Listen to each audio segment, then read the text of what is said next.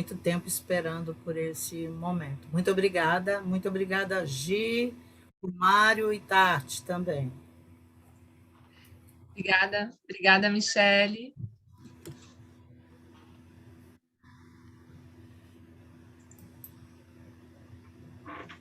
Oi, obrigada.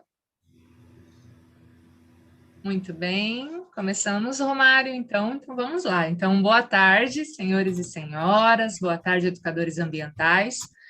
Voltamos hoje, né? Iniciamos hoje o nosso 10º encontro do curso internacional da REAJA, né? Que são diálogos e de educação ambiental. E hoje nós temos a grata satisfação de recebermos a Boli, né? Araceli Serrantes Passos, da Universidade da Corunha, da Espanha, da Galícia, e o professor Marcos Sorrentino, da Exalc.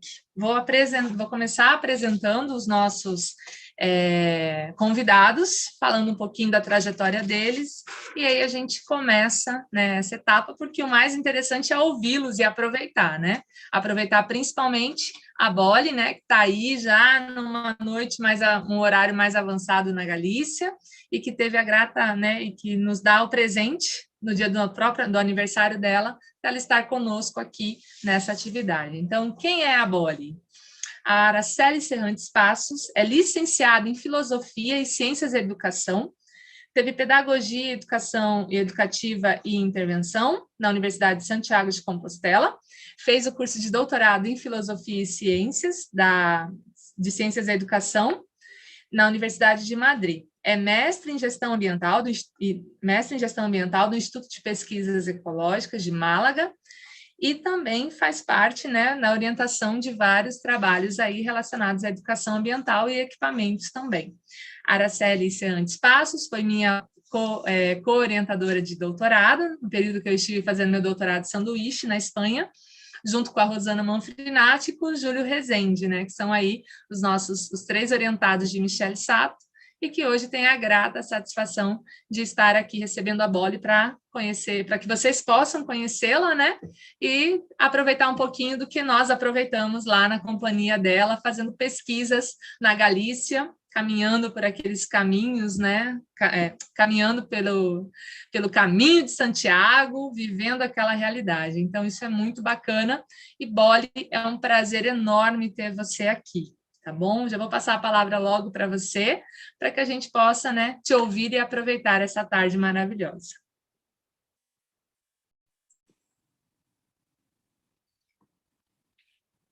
Quere agora? Comenzamos xa, así? Sim. Bueno, pois, obrigada por o convite e obrigada por sacarme así de este encerro, ¿no? que nos ten o COVID obrigados a todo o persoal. Me pediron que contara un pouco que traballo estamos a facer ahora mesmo relacionado con pesquisa e educación ambiental. ¿No? Hai como unha liña que xa na historia vimos avanzando, que é unha liña sobre os equipamentos de educación ambiental, os centros de educación ambiental, que cando falo con o persoal en Brasil, ás veces non resulta fácil, porque creo que non é exclusivo de España, pero sí é como moi enraizado na nosa cultura de educación ambiental. ¿No? Se eu lles lanzo unha pregunta que é onde aprende unha persoa adulta a adaptarse ao cambio climático, a tomar medidas individuais ou para a súa comunidade para mitigar o cambio climático, como fai como aprende a aforrar na súa casa enerxía ou facer un uso máis mellor do transporte de enerxía, non? Pois é difícil decir en que lugar ocurren todas esas aprendizaxes. ¿No? Para nós, un equipamento de educación ambiental é ese lugar de referencia para a comunidade donde sabe que vai a aprender coñecementos e destrezas relacionados con a problemática ambiental. ¿No? E aínda que traballamos moito con a escola, no? E con as crianciñas, non é exclusivo o traballo con a xente miúda, no? Sino que traballamos con a poboación en xeral. Seguimos esta línea de investigación por moitas razóns, no? Pensen que este tipo de iniciativas surde en España a principios da democracia, no? Con o remate da dictadura. E é como unha resposta a varios problemas que tiñamos en ese momento, no? Un problema era unha escola que durante a dictadura foi unha escola moito ruín, no? Moi agresiva con a identidade de as minorías culturais, moi agresiva contra as distintas linguas que existen en España. Moitas das persoas que estaban na escola buscaban como facer unha escola diferente con esta democracia, non? Mas tamén estaban os movementos religiosos cristianos que loitaban por a igualdade, a solidaridade, por un mundo mellor e o seu nicho, non? E por outra banda estaban os grupos naturalistas e ecoloxistas que sabían moito do medio e necesitaban persoal que fora solidario na súa loita de defensa e de coñecemento de ese medio. Así que os equipamentos de educación ambiental foron como resultado de unirse os intereses destos tres grupos e dar respostas en un centro, en unha institución que fora referencia para a comunidade, non? Desde ese momento, finales dos anos 70, mediados dos anos 70 do século XX, hasta agora, pues, casi pasaron 50 anos, non? E a educación, a nosa idea de educación ambiental mudou, mas tamén mudaron, non, os equipamentos. Hoxe en día, eu entendo os equipamentos de educación ambiental como casi espacios como laboratorios sociales, ¿no? Espacios de participación ciudadana donde nos enfrentamos aos problemas e aprendemos, discutimos e aprendemos a enfrentarnos a esos problemas globales, pero a nivel local. Porque se eu falo de a miña vivenda e como acondicionar para que ser menos dependiente de a enerxía fósil, non ten nada que ver con as vivendas probablemente de vosés, non? Así que, aínda que no Brasil e na España teñamos que enfrentarnos ao problema de a electricidade xerada por enerxía fósil, as respostas locais teñen que ser diferentes. E estos equipamentos teñen a audacia, no? Teñen esa posibilidade de estar moi cerca do persoal e axudar a dar respostas no local, no? Bueno, esa é unha das liñas e creo que é unha liña apasionante porque cada vez máis penso que democracia e educación ambiental van da man, no? E necesitamos cidadáns comprometidos, pero hai que aprender tamén a ser cidadáns e cidadáns en democracias. E máis cando as nosas democracias ás veces están tan golpeadas, non? Bueno, os grandes movementos máis fascistas pois están ameazando, non? A base de moitas das nosas democracias. Si queren despois falamos desto e eso, contesto ou dialogamos sobre esta idea. Outra dos ámbitos no que estamos facendo pesquisa é cambio climático, non? E sobre todo aquí na Galicia está liderando a Universidade de Santiago con Pablo Meira así no frente e bueno, traballar con cambio climático dio a oportunidade de estar integrados no GIPEA, no grupo de pesquisa de Cuyabá. Eu en concreto que estou a traballar e fago así máis acompañamento é entender por que o alumnado, sobre todo o alumnado de secundaria, non está sendo ben feroz con os adultos, exixíndonos que tomemos medidas contra o cambio climático, ¿no? E parte da resposta de por que non están reclamando un futuro mellor é porque descoñecen como lles va a afectar.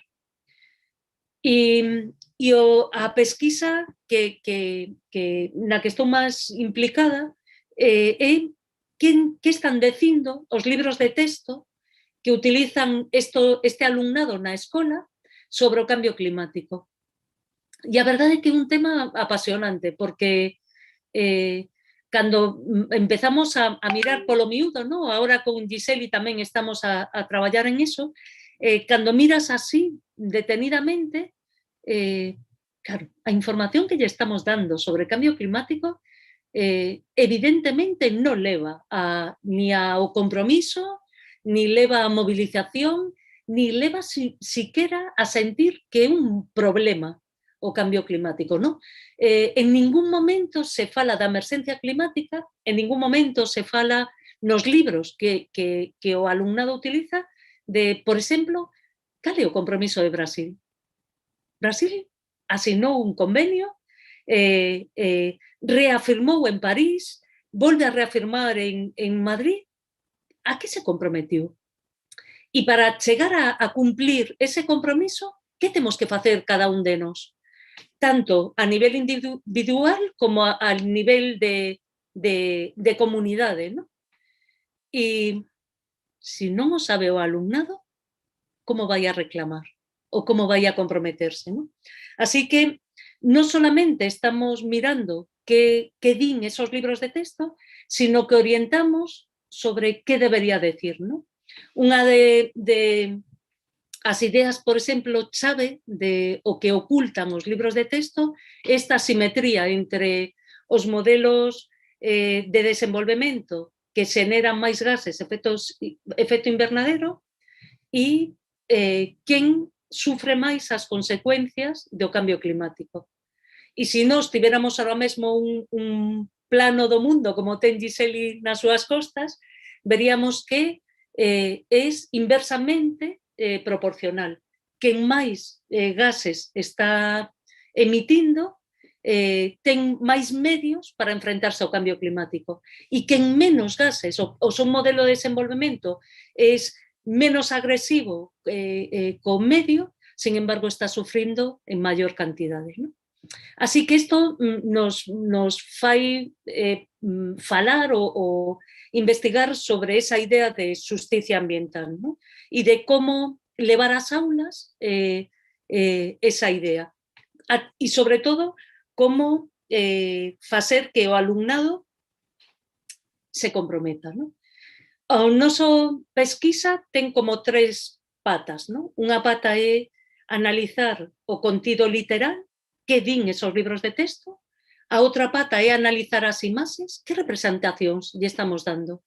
E se vocês agora van aos libros de texto dos seus fillos, os que están utilizando nas aulas, verá que non aparecen representado o noso alumnado. Que aparece un oso polar, aparece un pingüino ou aparece unha cidade de Asia inundada.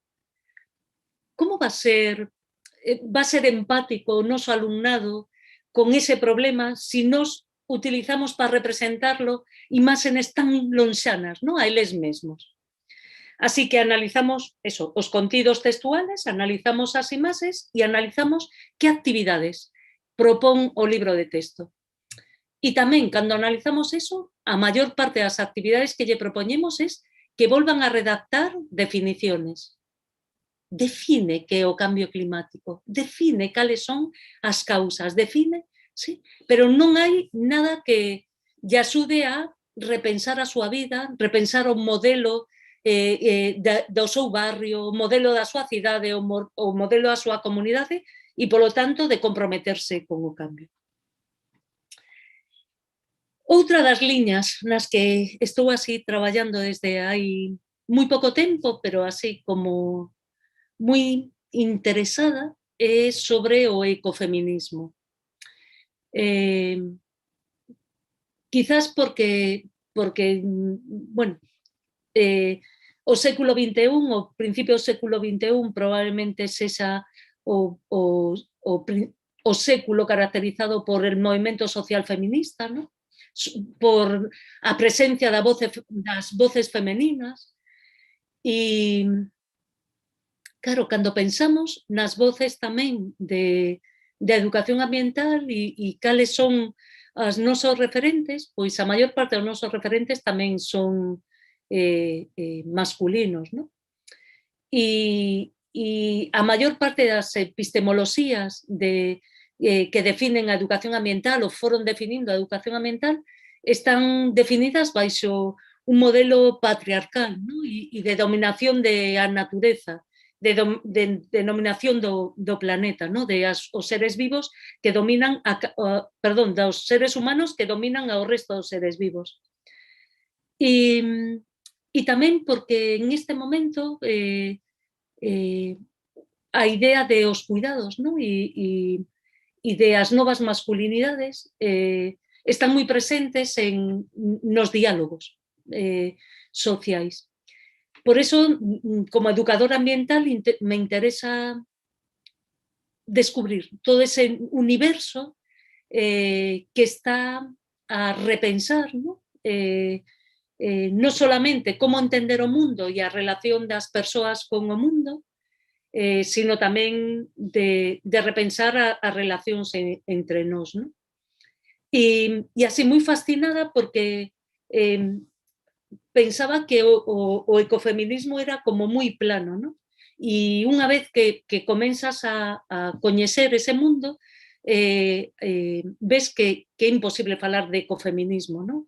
Hai que falar de ecofeminismos, en plural, e que hai al menos como 5 grandes familias ou 5 grandes escolas moi diferentes, ¿no? Pois algunhas un pouco máis neoliberais, outras moitas máis fortes desde o punto de vista político, outras moito máis espiritualistas, ¿no? Donde se reivindica a diosa Nai, ¿no? E a diosa Terra e se entende a muller dentro do ciclo da vida, ¿no? Mas tamén comeza a haber movimento ecofeminista pois máis especificista, ¿no? Donde non existe a diferencia entre as especies de seres vivos ou incluso queer, ¿no?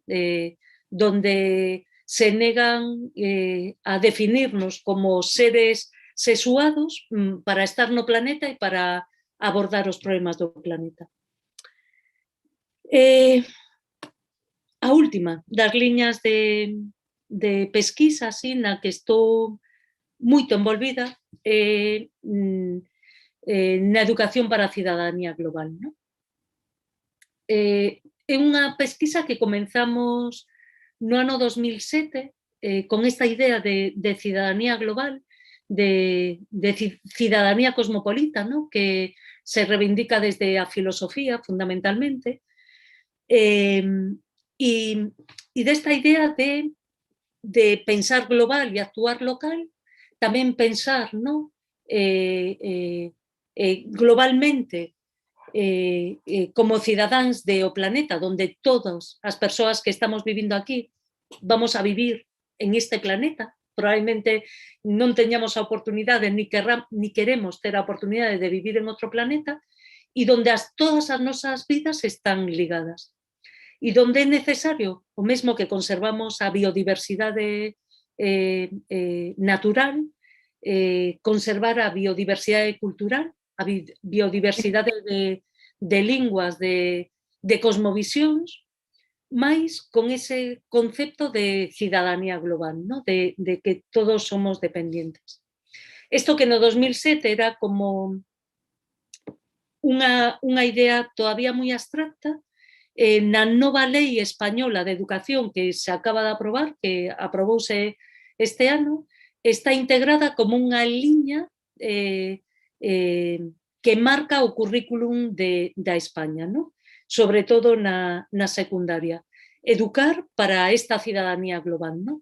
Educar sabiéndonos, reconociéndonos como seres con características peculiares o identitarias, mais con un proxecto común, ¿no? que no caso dos educadores e educadoras ambientais, pois é o proxecto dun planeta moito máis xusto e solidario en a loita, ¿no? de conservar, ¿no? todos os valores. Si lle parece, deixamos así por agora e despois retomamos o non sei, que lle parece? Podemos escutar o professor Marcos e aí a gente abre, né, para esse universo das perguntas que com certeza já estão tendo aí. E aí a gente pode aprofundar um pouquinho mais essas 4 linhas temáticas que a Boli nos apresentou, né, que a Araceli nos apresentou, mostrando aí, querendo saber um pouquinho mais sobre esse universo das pesquisas e da atuação profissional dessa profissional maravilhosa que está aqui com a gente hoje, nos prestigiando. Então, Boli, muito obrigada pela sua fala. E agora nós vamos passar a palavra para o professor Marcos Sorrentino.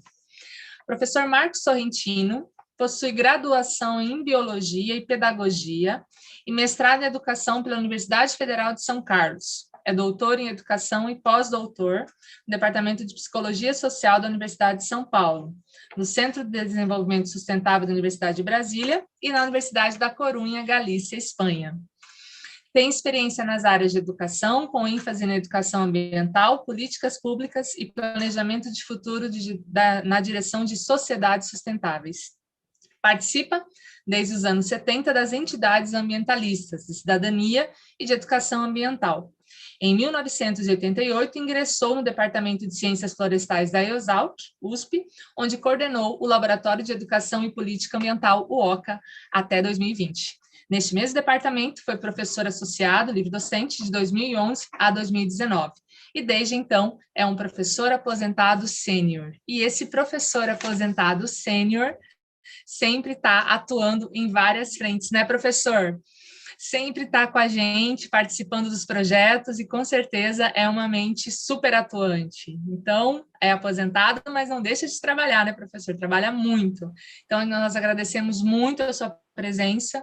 É um momento muito importante para o GPEA, né, de ouvir tanto a Boli quanto o senhor, por serem 2 pessoas assim muito importantes na trajetória de muitos pesquisadores do GPEA, que atuam, né, em várias frentes aí. Então, por favor, professor, a gente tem maior prazer em ouvi-lo neste momento.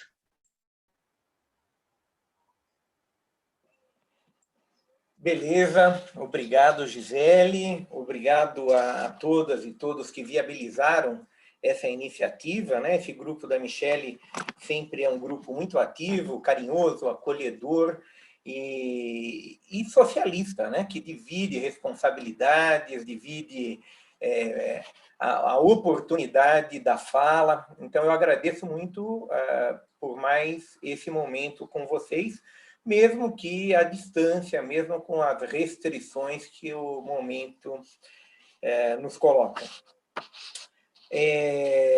Eu diria, só para complementar o que Gisele disse, né, de professor aposentado que trabalha muito, né, eu diria, trabalha mais do que professor quando era da ativa, né, porque nesse momento não há como não trabalhar muito, porque nós estamos sendo agredidos por todos os lados, estamos num processo de retrocesso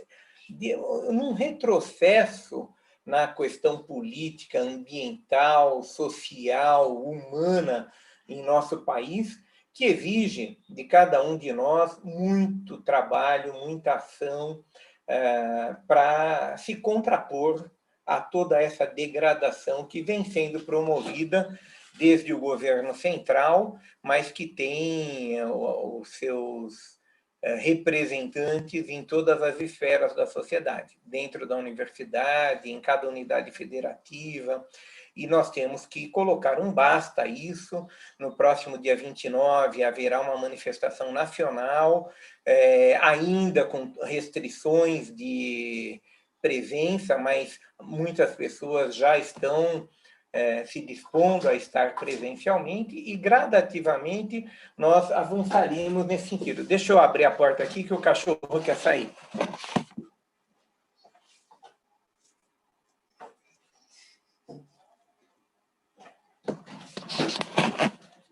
Desculpe, mas isso é vida de professor aposentado. Fica em casa, cuida de cachorro. Home office. Daqui a pouco eu tenho que fechar o galinheiro, mas a internet provavelmente vai cair, porque eu estou morando na zona rural, mas faz parte. Bom, mas eu estava querendo começar por aqui. Não há como visualizarmos perspectiva para a educação ambiental no Brasil, para a pesquisa em educação ambiental no Brasil, se nós não nos colocarmos como primeira e urgente tarefa o fora Bolsonaro, comida no prato de todos brasileiros e brasileiras, saúde e educação acessível à totalidade dos humanos que habitam esse pedaço do território planetário. Essa é a grande luta para a educação ambiental, para a pesquisa em educação ambiental, para o ativismo em educação ambiental. No Brasil, hoje, é inadmissível nós continuarmos a ter um presidente da República fazedor de uma necropolítica, fazedor de um verdadeiro afinte, uma verdadeira agressão à inteligência humana e à vida no planeta Terra. Então, eu não posso deixar de começar a nossa conversa enunciando que, para a educação ambiental se realizar em nosso país, como foi colocado de sugestão para a nossa conversa, perspectivas da educação ambiental no Brasil, é necessário que nós tomemos medidas fortes no sentido de mudar a condução da política nacional.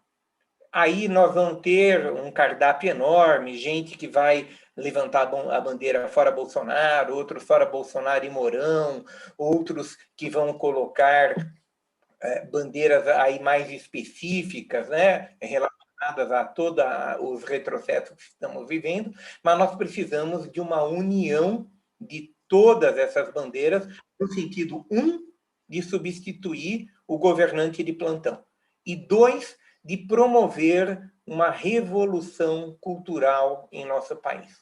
O momento da pandemia pode ser visto como uma oportunidade para refletirmos sobre as causas da pandemia, as causas da degradação socioambiental, as causas do aquecimento global, as causas da mudança climática. Ou nós refletimos profundamente sobre essas causas e incidimos no sentido de transformá-las, e aí nós temos enunciado aqui no laboratório de Educação e Política Ambiental da Exalc-USP, chamado por OCA, a OCA indígena, né? Não é uma sigla, é uma enunciação da importância que os povos nativos do Brasil, da América Latina, atribuem ao encontro em círculo, ao encontro democrático, circular, tomador de decisão de forma socializada, tomador de o encontro de troca de experiências, de jogar a conversa fora, como os galegos bem fazem, né? De ir para um restaurante, ir para um bar, ir para uma praça e conversar, porque é com a conversa que vai amadurecendo a perspectiva de transformação social, de melhoria de condições existenciais. E vocês vão perguntar, mas Marcos, o que isso tem a ver com pesquisa em educação ambiental que a OCA realiza?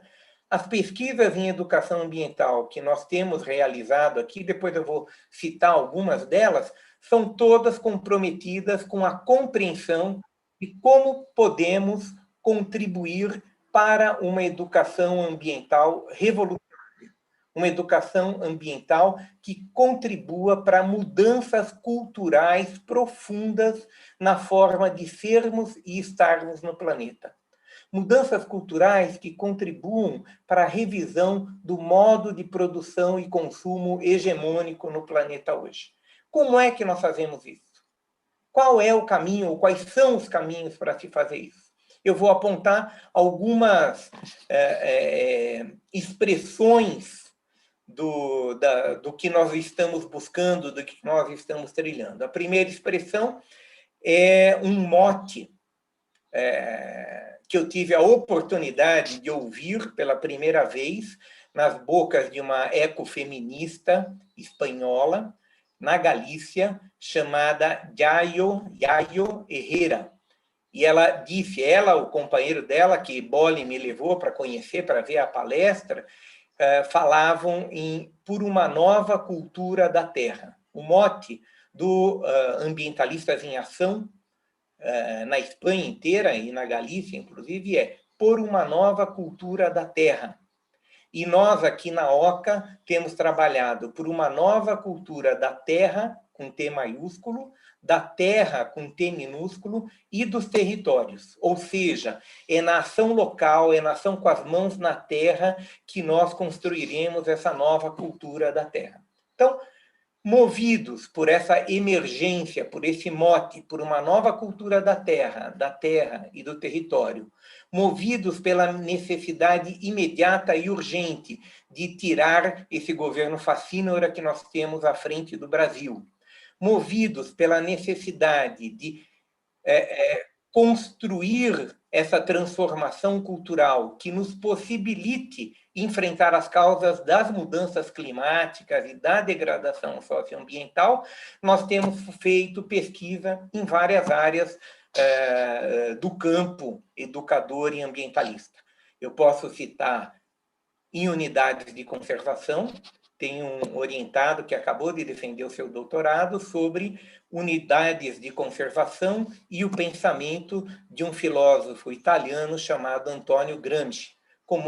Porque Gramsci trabalha com essa categoria de mudanças culturais, de disputa cultural. Como é que a gente faz essa disputa na sociedade para que não seja preciso que um grupo aventureiro qualquer pegue em armas e tente ganhar o poder por meio da força bruta e depois a gente viva a frustração de uma transformação que não está alicerçado na mudança cultural. Então, como é que uma unidade de conservação pode contribuir para fomentar tais mudanças culturais para além do seu conselho gestor, para além da população que vive dentro da unidade de conservação, mas em todo o entorno? Então, essa é uma linha que nós temos trabalhado.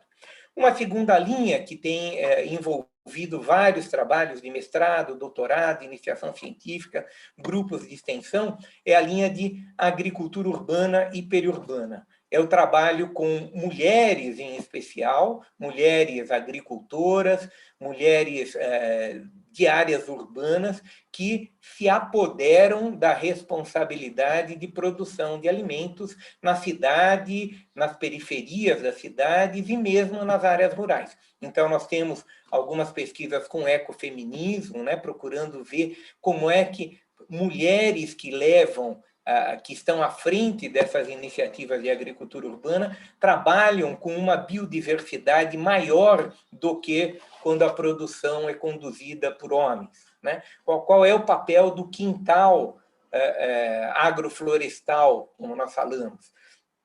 E aí teriam várias pesquisas, eu não vou entrar em tanto detalhe, depois a gente pode entrar em uma por uma. Tem um terceiro campo que nós temos trabalhado, que é o de agroecologia e agrofloresta, aí junto a assentamentos de reforma agrária, junto à agricultura familiar e mesmo junto a proprietários rurais que querem trabalhar essa conversão na forma de produção, né, diminuindo ou acabando com o agrotóxico, trabalhando com os aprendizados da permacultura, da economia circular, da agricultura multifuncional, etc. Um quarto campo de atuação é propriamente o da extensão universitária, comprometida com uma cultura de procedimentos democráticos, uma extensão universitária que se construa a partir da horizontalidade do grupo extensionista. Então, nós olhamos muito para o processo de formação desse grupo de estudantes e pós-graduandos e professores e funcionários, servidores da universidade, que se unem criando algo inédito dentro de uma universidade reacionária e conservadora, como é a que eu trabalho, né? Criando uma opção, um outro olhar sobre como se organizar para atuar junto à sociedade, devolvendo à sociedade aquilo que a sociedade investe na construção da universidade pública e gratuita.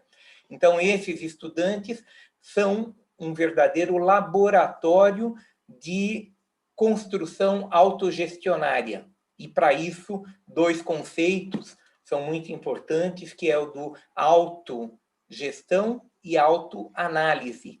Como é que esses grupos são grupos autoanalíticos, que enfrentam a questão do conflito, da tensão, da competição e das agendas múltiplas, numa perspectiva também que eu diria que é quase terapêutica, né? Numa perspectiva de autoaprendizado, né? De potencializar para o agir por meio do autoconhecimento das nossas utopias, dos nossos sonhos e das nossas dificuldades para fazer esse trabalho extensionista. Eu depois, talvez valha a pena dar alguns exemplos, né, de trabalhos nessa direção, mas eu citaria somente uma quinta área de atuação, uma quinta linha, que é essa da transição educadora para sociedades sustentáveis. Né? Um aluno, um estudante aqui, que acabou seu doutorado faz meio ano, ele tem nacionalidade portuguesa e brasileira. Agora ele acabou de conseguir, em Portugal, a publicação de um livro da sua tese. E a sua tese é, essencialmente, essa reflexão sobre o Transition Towns, né? Aquele movimento de cidades em transição, e ele traz aqui para a nossa realidade, muitas vezes, a falaciosidade desses movimentos que não se atêm e não se colocam questões como veganismo, a importância e a necessidade de mudança de hábitos alimentares, questões como a matriz energética e o enfrentamento de uma lógica baseada no petróleo e ponto, né? Mesmo que sejamos de esquerda, mesmo que tenhamos ideais socialistas, dificilmente a gente se coloca que a transição educadora para sociedades sustentáveis exigirá dialogarmos com esses temas, com essa temática que vem emergindo de forma cada vez mais transparente. Eu estou ouvindo vários barulhinhos de sinal de telefone, eu fico achando que é a campainha para eu parar de falar, né? Já que eu falo muito.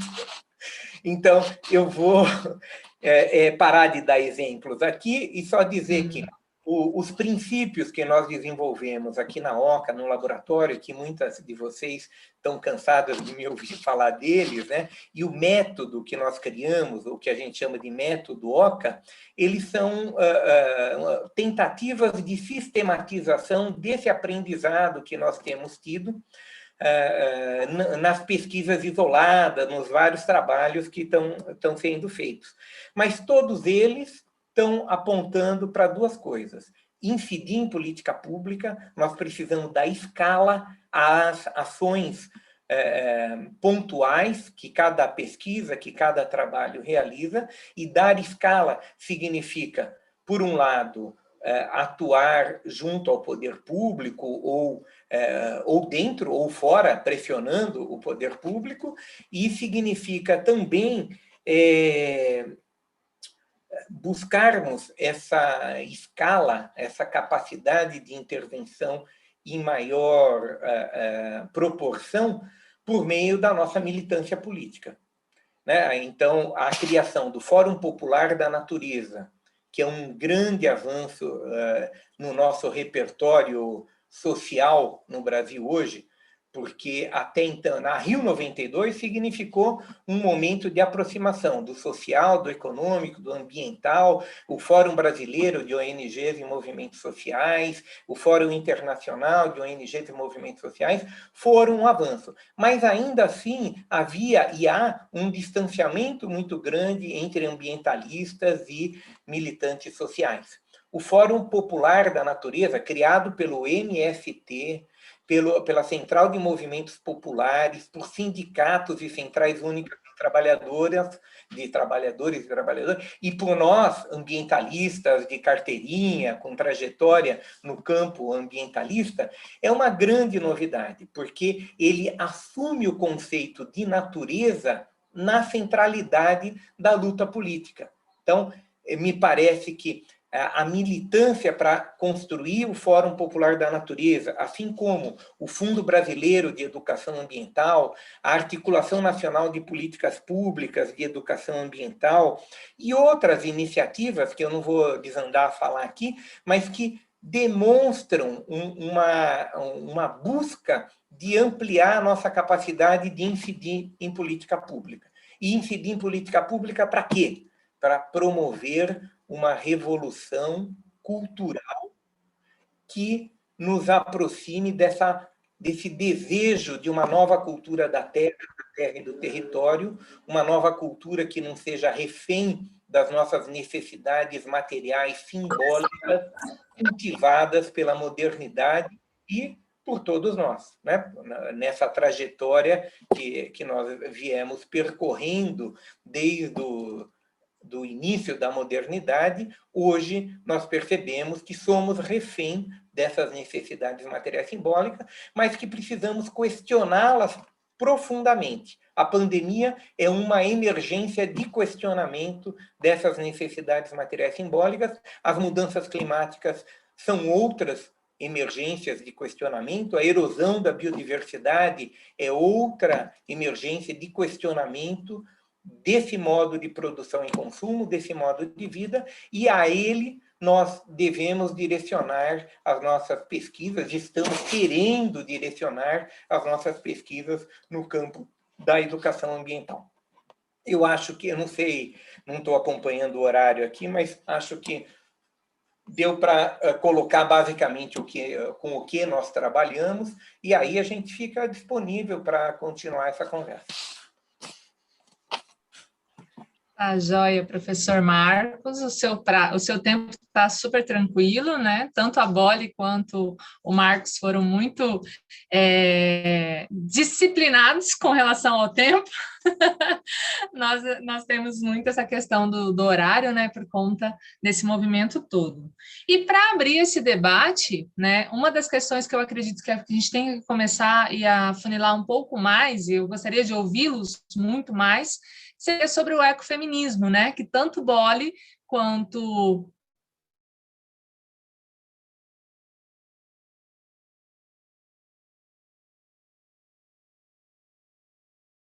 que eles nos trazem, né? Que eles nos ajudam a pensar um pouquinho mais essa educação ambiental. Então, vamos jogar a primeira perguntinha aí para ouvi-los um pouquinho mais, tanto Boli quanto Marcos, e depois a gente vai já para os chats, olhar ali as perguntinhas que o pessoal está fazendo, e por favor, façam que a gente vai passar aqui para vocês.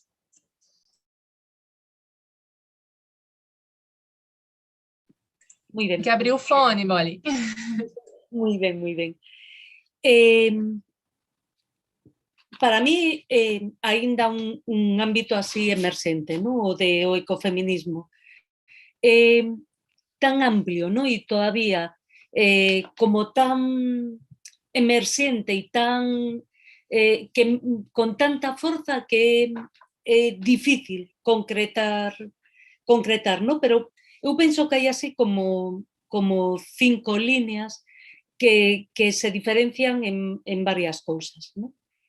Hai unha línea que ven dos países tanto de Latinoamérica como de Asia, que están a exixir miradas non coloniales, que parten dos discursos decoloniais, que poñen en riba da mesa unha forma de ser muller, de estar no planeta, que non é a forma que ven do norte global, ¿sí? Con roles, con formas culturales que non son, digamos, as dominantes e que ata agora foron como secundarias e, polo tanto, deixaron de ser referentes, ¿no? Para mí, ese ecofeminismo está a reclamar unha relación tanto con o medio, con a terra, ¿no? Como con as persoas, recuperando o loitando para non perder formas de entender eso, a vida e entender valores, ¿no? E lles poño un exemplo. Unha das pesquisas que defendeu hai un par de anos unha alumna tivo a oportunidade de facer unha estadía en unha comunidade moito pequenina da Nicaragua. E tivo a oportunidade de aprender a facer mapas sociais de que significaba ser unha muller camponesa na Nicaragua. E que lle daba identidade, non? Que era, que a definía e a diferenciaba de outra forma de ser muller na Nicaragua, pois urbana ou unha profesional, e se facía todo isto en relación a como habitaba o territorio, non? Cales espacios eran espacios donde se encontraban as mulleres, espacios de convivencia das mulleres con a súa familia, sobre todo con as crianzas, espacios con os homes ou con outras persoas do grupo, etc. E esta menina regresa a Galicia con o traballo en medio facer e que non tiña así como... Entón, o que fixemos foi un diálogo, repetiu ese mapa con mulleres camponesas da Galicia, dunha aldea de Galicia, facendo o mesmo proceso que se fixera en Nicaragua aquí en Galicia. A idea era que ese diálogo iba a ser imposible, ¿no? Porque, bueno, culturalmente somos moi diferentes, desde a perspectiva económica moi diferentes, desde incluso a perspectiva educativa, pois ahora é difícil atopar no campo galego a mulleres que sean analfabetas, ou al menos analfabetas integrais, ¿no? Así que nos parecía que iba a ser difícil ese diálogo. Sin embargo, como o que en ese mapa social o que se facía era a súa relación con o territorio e con o resto de grupos que facían a súa comunidade, descubrimos que compartían o 70% de a súa mirada, ¿no? Tiñan unha mirada moi similar a súa relación con a terra e con os produtos da terra e con o cuidado da terra. Tiñan unha relación moi similar da cultura dos cuidados, non só dos cuidados da terra, sino dos cuidados de as crianciñas e dos cuidados de as persoas idosas e dos cuidados tamén da comunidade, incluso dos cuidados das outras compañeiras, ¿no? Con as que compartían ás veces os traballos. Tiñan tamén conceptos moi similares sobre a felicidade, sobre o futuro, sobre escenarios de futuro, etcétera, etcétera, ¿no? Por lo tanto, unha das ideas chaves que saiu desa pesquisa era que non determina tanto a nosa cultura ou incluso a nosa situación económica ou incluso intelectual, sino que a nosa relación con a terra a través do traballo fai como unha unidade, non? Fai moito máis iguales a unha muller galega do campo, fai máis igual a unha muller nicaragüense, nicaraguana, no? Do campo, que unha muller galega urbana como eu con unha muller galega do campo. Digamos que comparten unha cosmovisión ou unha ideas moito máis cercanas. Eso é sobre, bueno, sobre unha, digamos, unha identidade do ecofeminismo, un grupo do ecofeminismo, non? Hai un grupo que ten moi pocas líderes, moi pocas, bueno, dentro deste ecofeminismo do que falaba, por exemplo, pois Vandana Shiva sería unha das súas representantes, non? De esa loita decolonial, ¿no? De atopar respostas desde as nosas culturas e non esperar que el norte global, el Banco Mundial e la FAO impoña como enfrentarnos a nosa fame ou enfrentarnos aos nosos problemas, ¿no? Falo dese ecofeminismo que dá voz á sabiduría popular, pero sobre todo á sabiduría das mulleres. Hai un ecofeminismo que está como bastante oculto, que é el ecofeminismo neoliberal. De feito, é moi difícil identificar a pensadoras, ¿no? Sin embargo, é brutal, ¿no? Porque está moi presente e é un ecofeminismo que non cuestiona o positivismo, que ten fe ciega na tecnoloxía como resolución, ¿no? dos problemas, que idolatra, ¿no? a ciencia e a tecnoloxía frente a respostas sociales e frente aos movimentos sociais, e que, ademais, pensa que bueno, que realmente é necesario pois poñer encima da mesa a figura da muller, pero que na maior parte dos países pois eso xa se ten logrado, non? E é, bueno, pois tamén algo que hai que ter en conta ou para debatilo, para rebatilo, bueno, o que se senta en sintonía colaborar, non?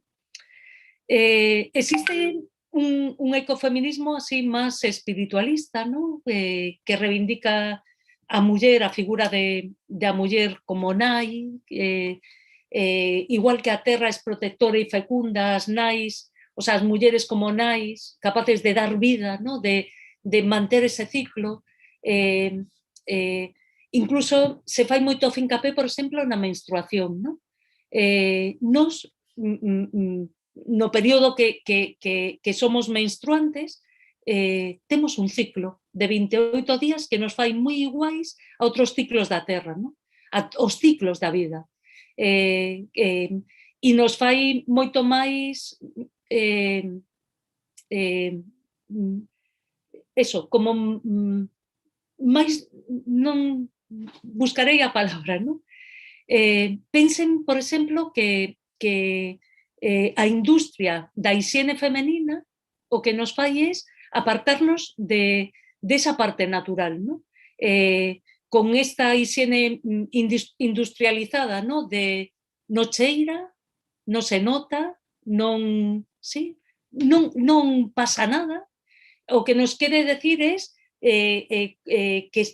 que non hai algo cíclico que está influindo, que é unha renovación constante, como, bueno, pues como é a volta de a lúa sobre a Terra, ¿no? Pensemos en esa cosmovisión do norte global, ¿no? Que nos afasta de esos ciclos. Ben, pois este ecofeminismo que fai é un pouco volver esa orixe, ¿no? E, por exemplo, a menstruación pasa a ser algo central, ¿no? Reencontrarnos, buscar tamén formas de sentir eso, a vida, que somos capaces de dar vida, que temos esa posibilidade, non? De facelo e de ser moito máis conscientes. A mí é un ecofeminismo que me parece moi interesante, pero moi lonxano, non? A miña forma de estar e de, bueno, así de entender as cousas, pero que me sinto moi atraída, non? Por este ecofeminismo. Despois hai un ecofeminismo que se chama socialista ou político ou incluso se chama ecofeminismo marxista, que ten esta idea moito máis de incidencia política, non? Yayo Herrero, que falou antes Marcos de ela, pois aquí na España é un referente, non?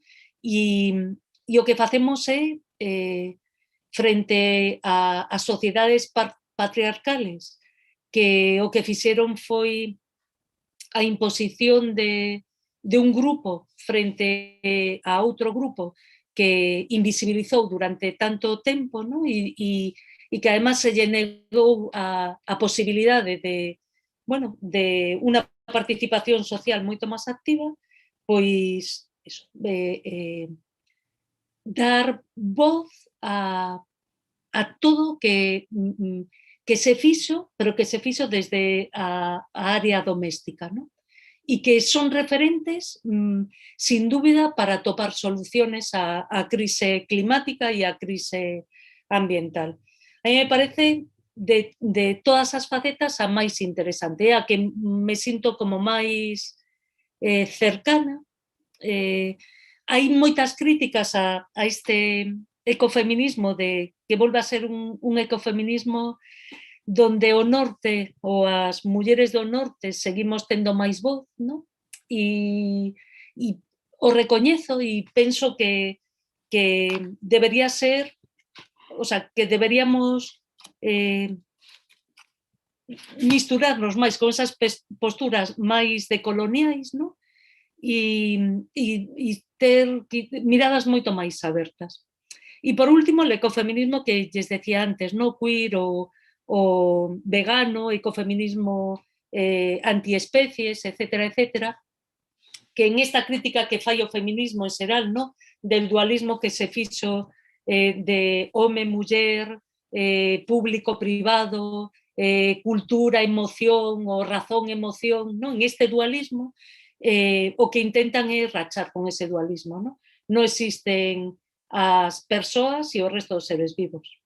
Si existen as persoas é porque hai un montón de seres vivos que soportan ou dan sustento á nosa vida, non? O sea, que non podemos falar dese dualismo, somos un todo, non? Ou cando desde o movimento queer se di ni homes ni mulleres, e que máis dá, non? E que máis dá? E por que teño que situarme como ser sexual ante a problemática ambiental, non? De ir moito máis alá de as figuras de xénero ou de identidade sexual al respecto. E creo que me enrollé un montón, así que me calo xa.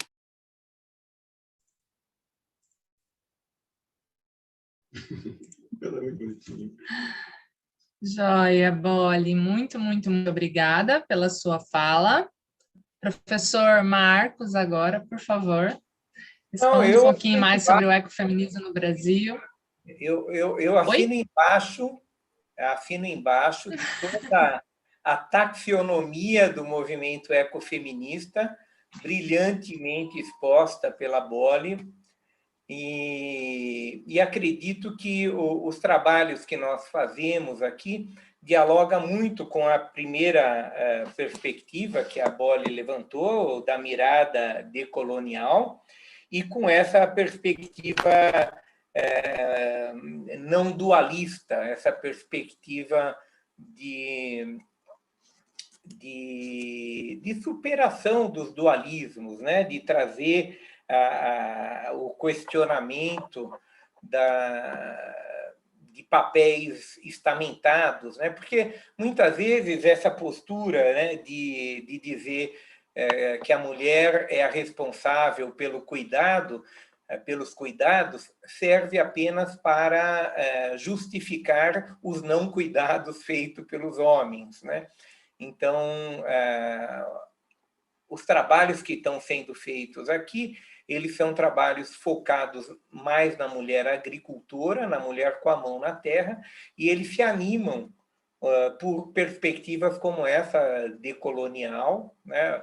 Muito do que a Vandana Shiva escreveu e falou nos anima na questão do cuidado com a terra, no cuidado com a semente, o fazer com as próprias mãos, mas, para além disso, e aí a importância da contribuição de um ecofeminismo que Bolle chamou de socialista, político, de viés marxista, né?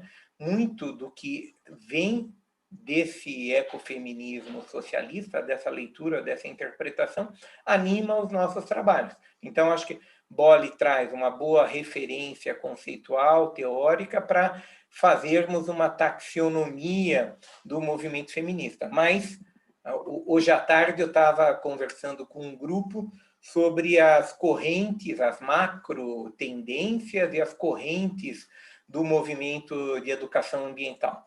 E eu comecei dizendo que eu acho que tudo isso é uma grande bobagem, né? Colocar em caixinha não resolve, mas tem um papel heurístico, tem um papel didático muito importante para a gente conseguir se compreender as nossas práticas, compreender as práticas que são realizadas. O que a gente não pode é compreender que cada uma dessas correntes, dessas tendências, é um time de futebol, e eu me filio a ela e demonizo as outras correntes, as outras tendências, né? Eu acho que isso a Bolle traz com muita propriedade, mostrando esse universo de atuação das correntes ecofeministas, mas como um subsídio para a gente recortar a forma de atuação e as análises, né? Já que nós estamos falando, né, de pesquisa, o referencial teórico analítico para os trabalhos que a gente está acompanhando ou realizando. Não tem muito mais a falar sobre isso. Maravilha, professor. Muito, muito, muito obrigada pela sua contribuição. E a gente já tem aqui uma listinha muito interessante de perguntas, né?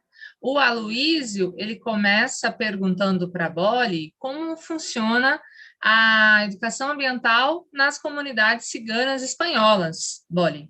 E aí ele quer saber um pouquinho mais, né? Se há estudos com relação à questão climática e as comunidades ciganas na Espanha. Essa é uma perguntinha que o Aloísio faz. Eu vou abrir essa primeiro, porque as outras elas vão na seara dos dois professores, né? Então, a gente escuta agora a Bolle e depois... Sí, pois desafortunadamente que non, vamos, non descoñezo si existe algunha experiencia. O que sí podo facer para você é poñerlle en contacto con o secretariado gitano, ¿no?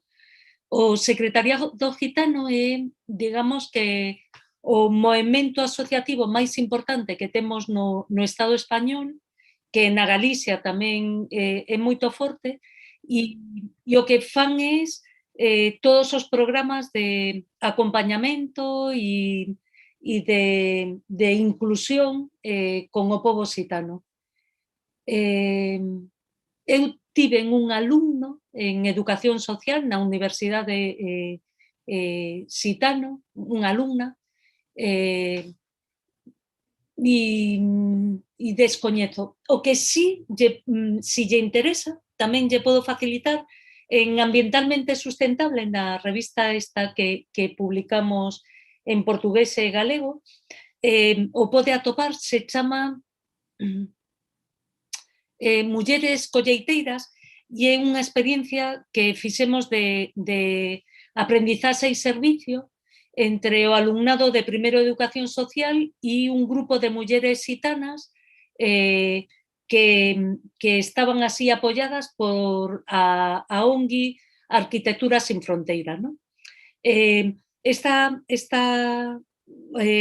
organización o que fixo foi, estaba traballando con as mulleres xitanas que eran analfabetas, que non tiñan estudios e tiñan poucas posibilidades de inclusión laboral. O que fixeron é traballar con elas sobre que podían facer, non? Que capacidades tiñan desenvoltas que lles podían permitir entrar no mercado laboral. E elas decían que non sabían facer nada, non? Que nunca aprenderan nada e que non tiñan ningunha capacidade. Mais de as cousas que facían a diario, unha das cousas que facían era acompañar os seus maridos a coller do lixo, da basura, aquelas obxetos e aqueles materiais que podían logo vender. Así que esta organización o que fixo foi acompañalas para recoller os aceites usados, os aceites de freír na casa, que de forma habitual tiramos, misturamos con auga ou tiramos non sei como se di en Brasil, na cociña se tira, non? No vertedeiro de auga e acaba nas augas misturado con as augas grises, pero claro, un problema terrible. Os aceites quedan flotando e cando chega esa auga depuradora fai que sea moi difícil recuperar as condicións de auga para o seu uso. Que fixeron con estas mulleres? Lles enseñaron un modelo de recoller, digamos, un modelo para recoller esos aceites usados en toda a cidade de Coruña, en toda a comarca. Lles enseñaron a conducir, lles deron carros, deixaron lugares onde a persoal podemos deixar o aceite en garrafas de plástico e o Concello no que eu vivo, o Concello de Oleiros, lle cediu unha nave industrial donde elas o que fan é un tratamento moi pouco elaborado de limpieza desos aceites que logo venden para, por exemplo, as calefacciones ou para outros usos. Cal foi o problema? O problema foi que a poboación non sabía que estas mulleres xitanas estaban recollendo os aceites e, polo tanto, non era rendable económicamente porque recollían moi poquito aceite. Que fixemos desde a universidade? Pois a universidade o que fixemos é traer esas mulleres que nos contaron en que consistía o seu traballo e ademais, estudiamos en profundidade como afectaba que os vertidos de aceite na nosa cidade, tanto na depuradora como outro tipo de impacto.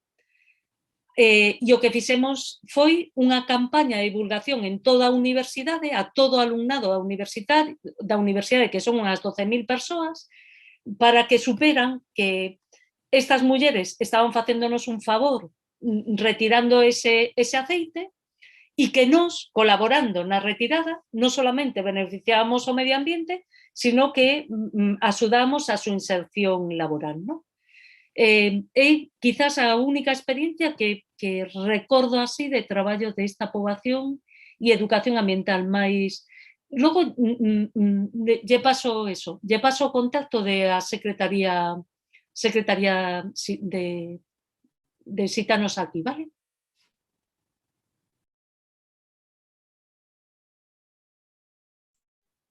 Ótimo.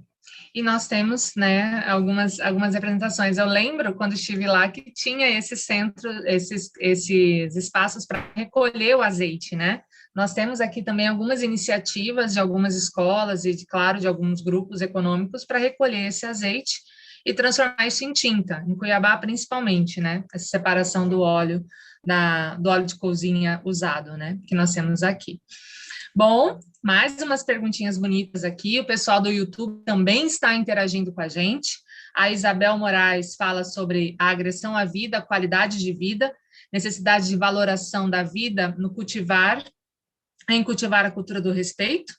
E a Jéssica pergunta, professora Araceli, se a senhora pode explicar, por favor, um pouco mais sobre como se constitui o currículo a partir da perspectiva da educação para a cidadania global. Ela quer saber um pouquinho mais do currículo aí da cidadania global. Vou poñer un exemplo tamén de un dos últimos traballos que fixemos de un proxecto de investigación acción participativa, se lle parece, vale? E así, a ver se consigo explicarlo mellor. Hai 2 anos comenzamos a facer un proxecto de investigación-acción con unha escoliña no rural da Galicia que traballa de forma global, traballa por proxectos, non? E é unha escola onde están as crianzas de 3 a 16 anos, ás veces misturados, porque hai moi poucos nenos e nenas por cada curso. Cada ano teñen un proxecto en común. Así que ese ano traballamos con o profesorado desa escola, profesoras da Universidade da Coruña con as profesoras desa escola, e decidimos traballar sobre un problema que era, sobre un problema que era identitario para esos nenos e esas nenas. 80% de as crianzas, as súas familias vivían da produción de leite.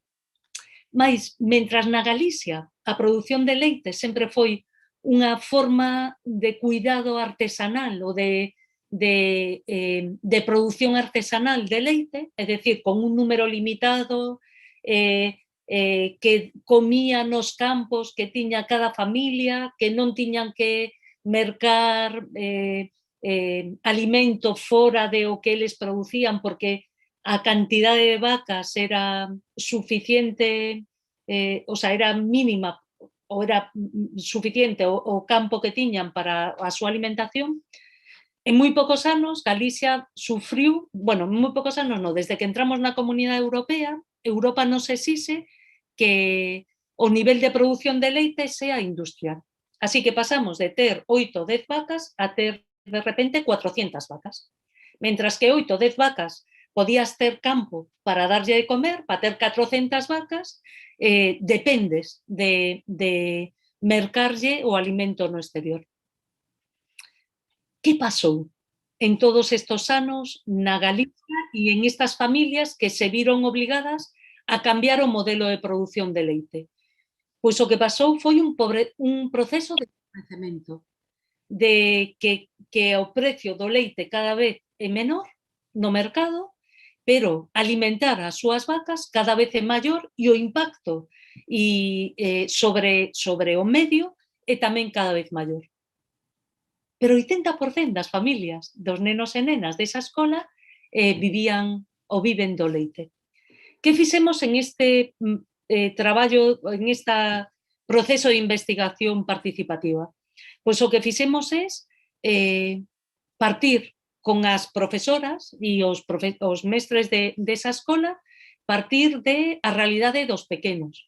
E os pequenos foron recuperando como producían antes as súas aboas e os seus avós o leite, como se cuidaba antes a terra, recuperamos cancións, falas.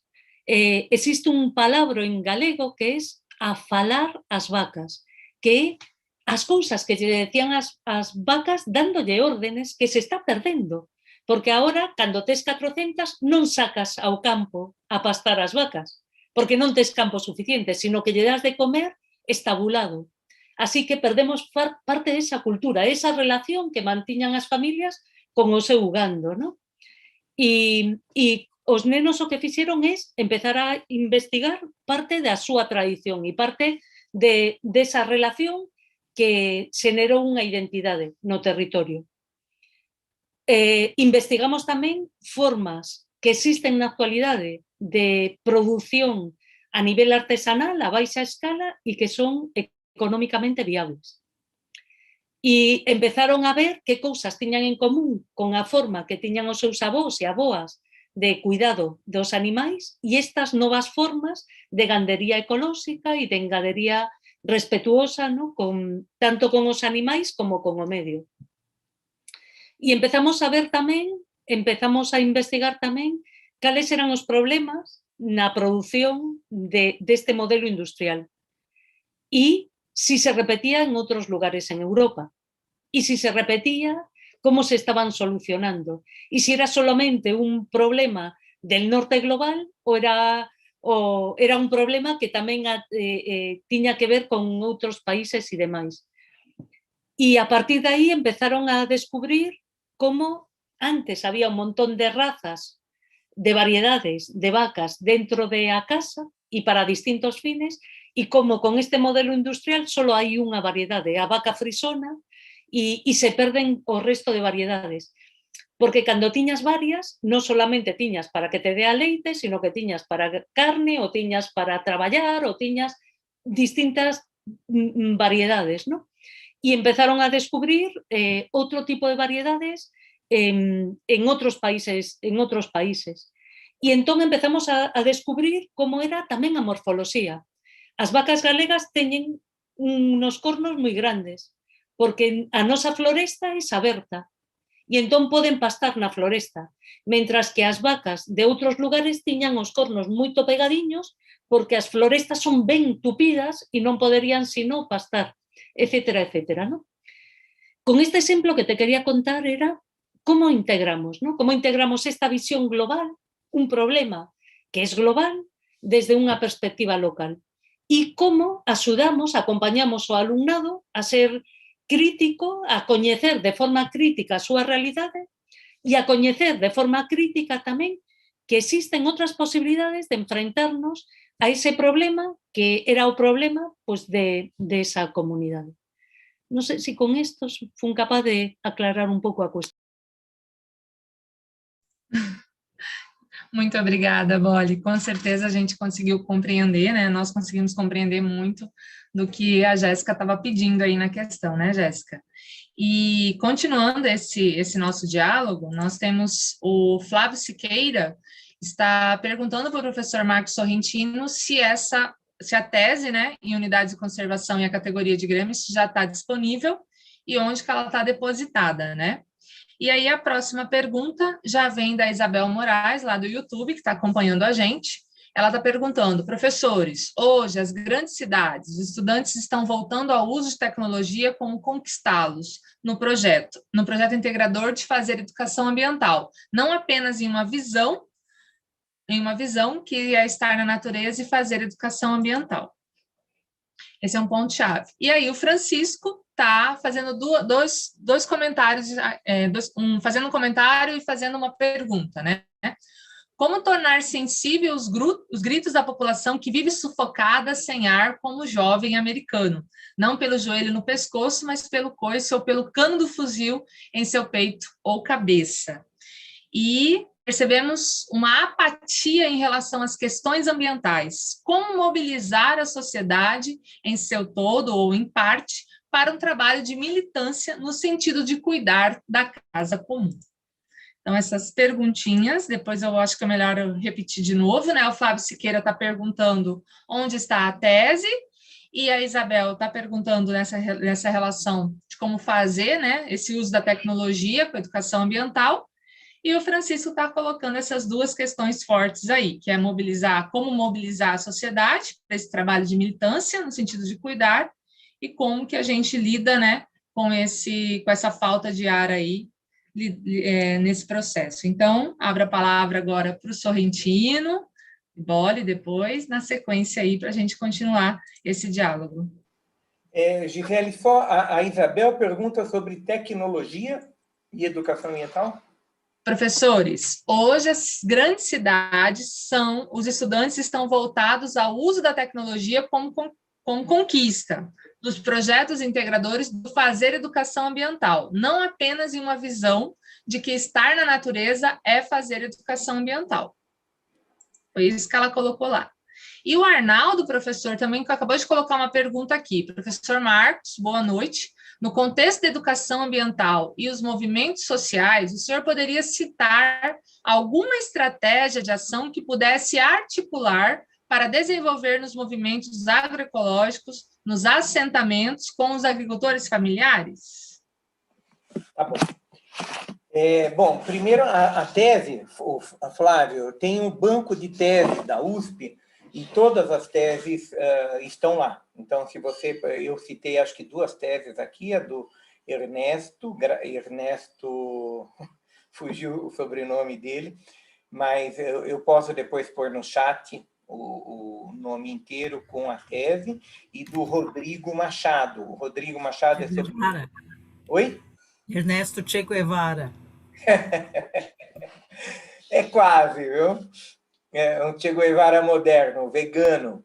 E o Rodrigo Machado, que é o de unidades de conservação. Mas se você entrar no banco de teses da USP, procurar pelo meu nome, você vai encontrar todas as teses que eu orientei e lá as que eu citei aqui. Em relação à questão que o Francisco levanta, do jovem sem ar, da apatia, né, e da militância, eu acredito que o caminho é exatamente esse que você trouxe com as suas palavras. Para vencer a apatia, a falta de ar, a depressão, né? Essa semana teve 2 jovens estudantes universitários da USP que se suicidaram. Então, nós estamos vivendo um momento muito difícil, especialmente para a juventude, né? Olhar essa situação, esse sentimento de futuro roubado, né? E é necessário que a gente crie caminhos, alternativas para que isso possa ser superado. E, no meu ponto de vista, um bom caminho para isso é pôr a mão na terra, cuidar da semente, fazer com as próprias mãos, seja o almoço, a janta, seja o plantio de algo, seja um artesanato. Então, esse tipo de iniciativa e resultado mais imediato, que não fica só no racional, mas que trabalha também a intuição, as paixões, né, de forma simultânea, pode ser um bom caminho para superar esse sentimento de apatia, de distanciamento e de tô fora, né? Para que eu quero descer, né? E aí a militância me parece que é um dos ingredientes importantes. Quando o jovem e o adulto, o idoso, né? Eu agora que estou na fase de idoso, né? Chamado de idoso, né? Eu vejo o quanto que me restabelece a vontade de não devolver o bilhete de ingresso nesse planeta, quando no encontro militante, no encontro de planejar ações, intervenções, etc., a gente se anima, a gente se acende, né? O Mia Couto fala que a gente deve agir como velas, né? Se acendendo um no outro, né? Então, o bom encontro, os encontros, de uma forma geral, militantes, podem contribuir para nós superarmos essa sensação de falta de ar. O Arnaldo pediu exemplos sobre educação ambiental e movimentos sociais. Eu, há 10 anos, acompanho um trabalho com o MST e alguns outros movimentos sociais no extremo sul da Bahia, e nessa experiência, aliás, animais, gatos, cachorros, né, galinhas, também nos trazem para o mundo, para a realidade, né? O diálogo que a gente estabelece com eles nos vitaliza, nos revitaliza, né? Só para complementar na resposta para o Francisco, porque eu vi a Michele com a gatinha na mão, no colo. Mas então, Arnaldo, há 10 anos eu estou acompanhando uma experiência, né? Estou colaborando com o MST e mais 3 movimentos sociais do campo no extremo sul da Bahia para a construção de assentamentos agroecológicos. E é impressionante as oportunidades de educação ambiental que se abrem nessas práticas. O MST criou uma escola popular de agroecologia e agrofloresta, lá no extremo sul da Bahia, e essa escola tem feito inúmeras atividades interessantes, enfrentando, inclusive, toda a repressão que esse governo, né, o INCRA, o Naban Garcia e todos os conservadores, né, para não falar outras palavras piores, estão fazendo contra os assentamentos de reforma agrária, contra a agricultura familiar, contra a mobilização no campo. Então, eu não sei se eu captei o conjunto da tua pergunta, Arnaldo, mas eu acredito que há diversos exemplos de atuação com movimentos sociais que possibilitam o exercício prático da educação ambiental. Agora mesmo, a Central de Movimentos Populares nos procurou para trabalharmos com hortas urbanas na periferia de São Paulo. E eu fiquei impressionado como que são inúmeros movimentos, né, de sem-teto, movimentos por moradia. Um deles, o MTST, está criando cozinhas comunitárias e quer agregar a essas cozinhas comunitárias produção de alimento, compostagem orgânica. Então, são várias frentes que se abrem tanto para o nosso aprendizado dentro da universidade, na construção de conhecimentos universitários, como para fazer aprendizados de educação ambiental e trabalhar com essas pessoas. E, por último, a Isabel traz essa questão da tecnologia. Eu não sei muito bem se eu captei ela inteira, mas a tecnologia como solução salvadora, como solução miraculosa, é um grande equívoco, mesmo que seja a tecnologia de energia solar. Né? Tem um filme recente, deve ter uns 2 anos, que o Michael Moore ajudou a produzir, que faz a crítica dos ambientalistas norte-americanos que jogam todas as fichas na substituição da matriz de petróleo pela tecnologia de energia solar. Apesar de eu achar que ele exagerou nas cores, né, no filme, ele não deixa de ter razão em colocar o sinal de alerta que não basta substituir petróleo por solar ou eólico. É muito mais do que isso que nós estamos buscando quando a gente fala em ideário ambientalista, em movimento ambientalista, em educação ambiental sintonizada com uma nova cultura da terra e dos territórios.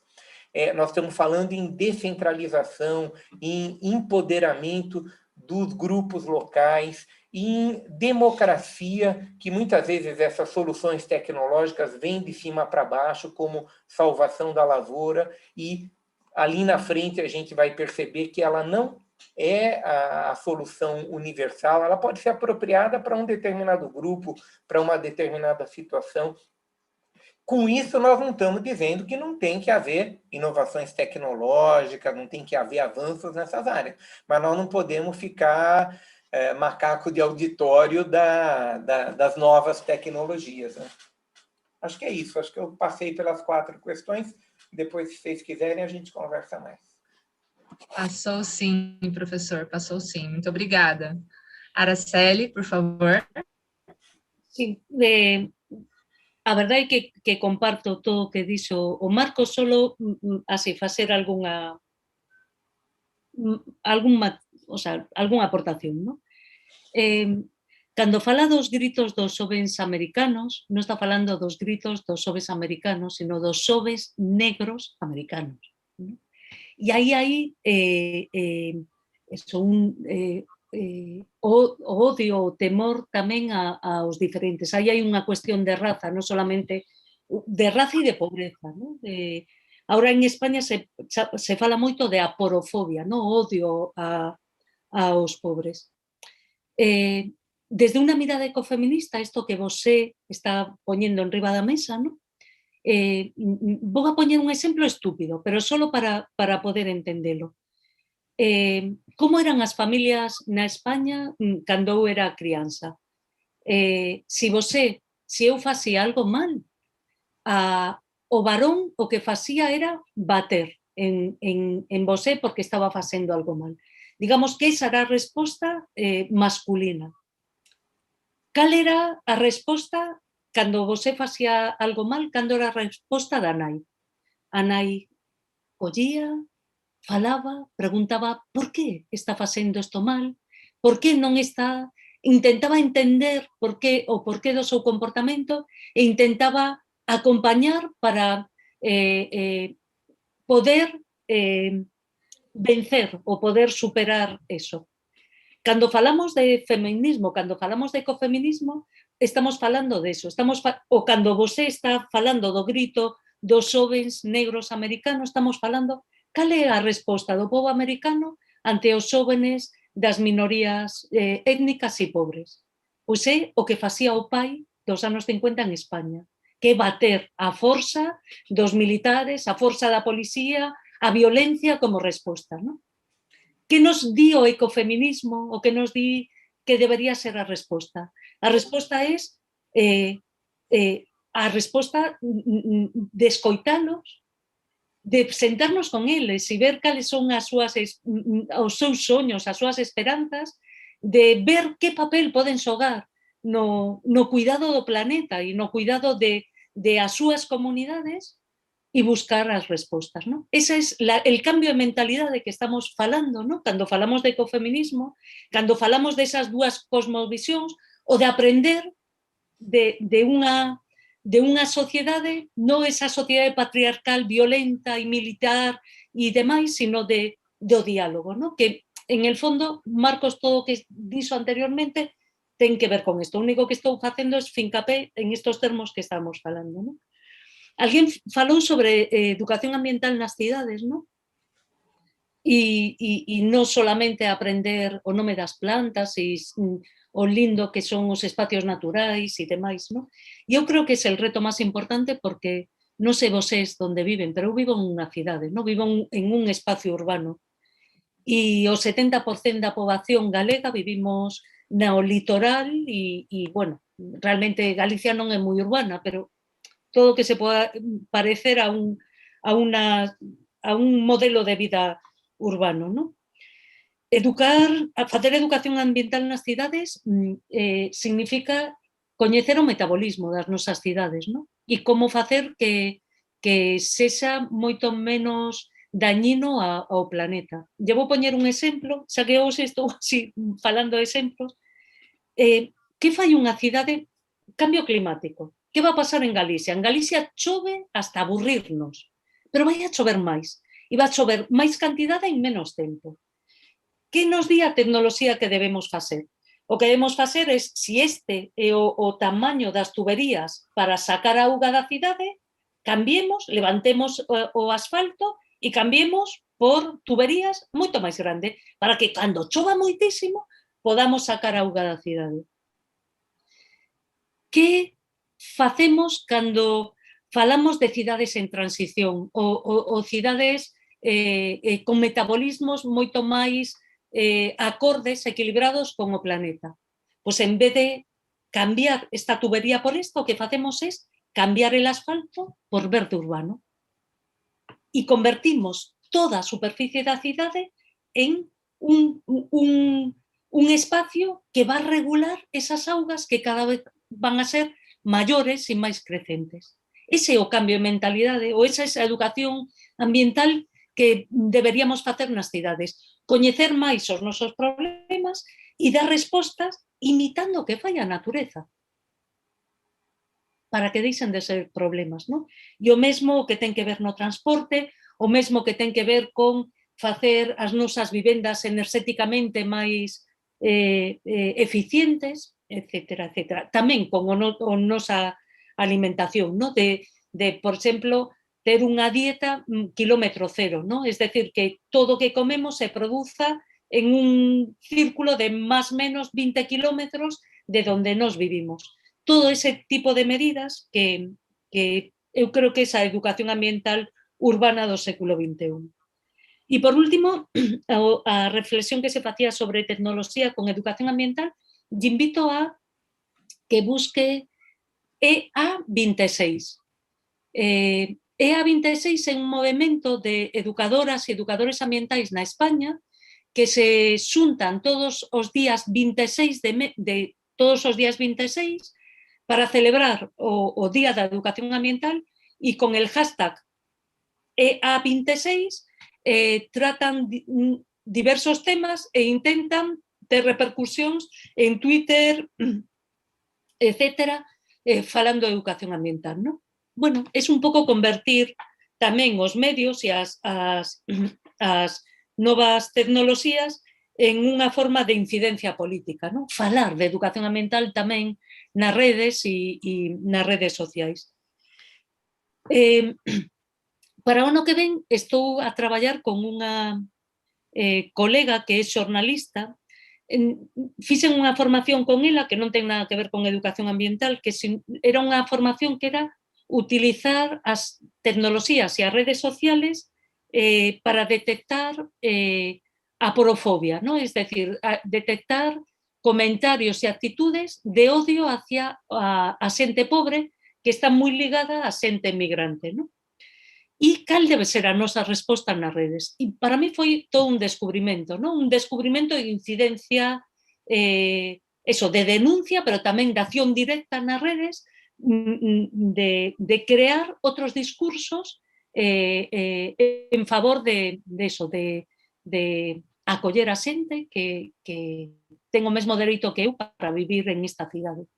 Non nos diferencia nada, eu non fixen nada para ter o dereito a vivir aquí, salvo el azar que me fixo estar aquí agora. ¿No? Estou traballando con ela para o ano que ven utilizar as redes para detectar información errónea sobre cambio climático, sobre emerxencia climática e facer incidencia sobre a emerxencia climática a través de as redes. Non va a ser o traballo que vou a desenvolver con o alumnado de educación social. Digo tamén para que, como posibilidades, ¿no? De que nos permiten tamén as novas tecnoloxías.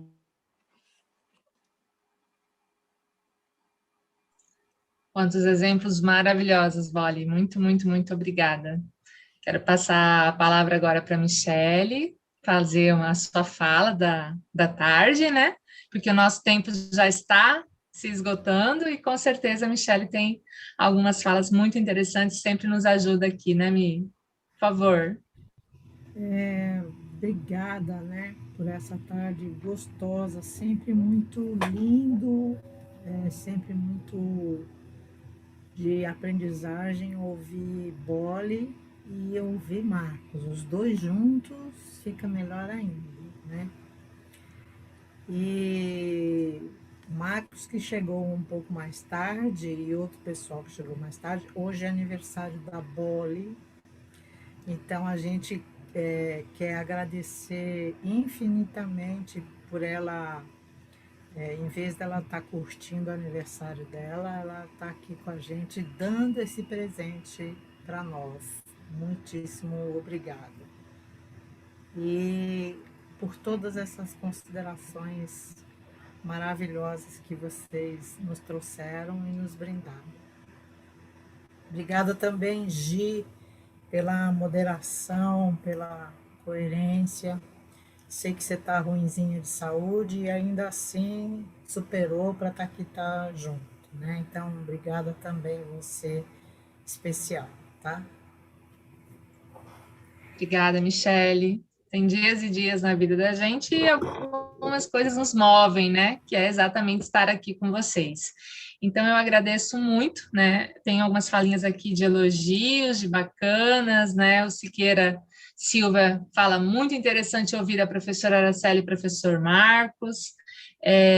Tem sempre um carinho, uma atenção para todos os nossos convidados, né? Nós estamos hoje no 10º encontro, nós temos mais 3 encontros. Na semana que vem estaremos com Pablo Meira.